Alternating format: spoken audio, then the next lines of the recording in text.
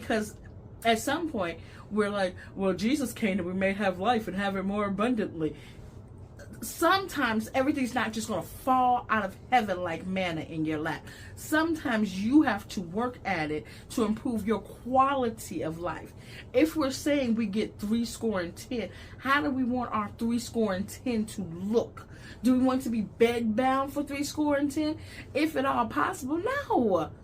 So what can we do today, tomorrow, the next day to make sure we're as active as possible, to make sure we're as focused as possible, to make sure we are as sacred as possible in our bodies?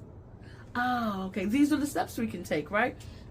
And then we can also fast periodically. I don't have a friend that I know of that would not benefit or wouldn't. And I say this with all the love, okay?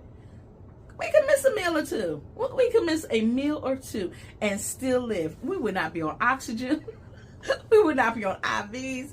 We can miss a meal or two, especially if it's a spiritual fast, especially if it's the type of lifestyle change that God has ordained from us from the beginning. And yet society says you need this, this, this, and this. But God said, I've already provided this.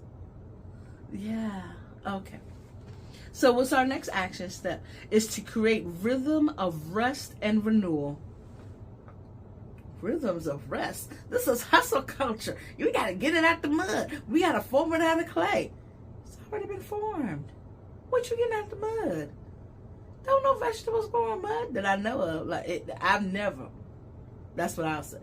From Virginia to Indiana, gotten a vegetable out the mud. Okay. Not a fruit, not a berry. Okay, great. But creating rhythms of rest and renewal mean honoring Sabbath principles. When's the last time you rested? When is the last time you planned out your week in such a way that Sunday was actually a day of rest? Or Saturday, whatever day you worship. I'm not going to argue that today with you. The point is that you get the rest. Mentally, physically, turn off the phone, turn off the TV, sit down somewhere. Be still and know that He is God, right? Prioritize sleep and stillness. That goes back to the sit down somewhere. Our children are suffering from lack of grandmothers and wise women who would tell us to go on and sit down somewhere. There's something that happens when sitting still is so fought against, and being still. Oh my gosh, you're lazy. Oh my gosh, you have to be producing. Oh my gosh. No. There's a lady. Gosh, I don't remember. I'm so sorry. I do not remember her name. But this is the basic story. Like, she was hustling. She was getting it. She was a business leader. Was. In the past tense? Okay, you know where this is going. She was going. Oh, I'm so tired. Oh, I'm so tired. Every week she posted she was tired. Every week she posted she was doing 4,200 things. Next thing you know, there was no more posts. Why? Because she was no longer here.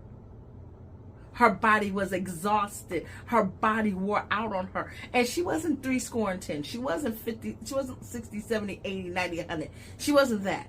Right? I'm pretty sure we probably could have went to high school together. So I'm thinking 40s, 50s, right? People are dropping dead in their 40s and 50s from exhaustion, and you're telling me you don't need a rhythm of rest and renewal?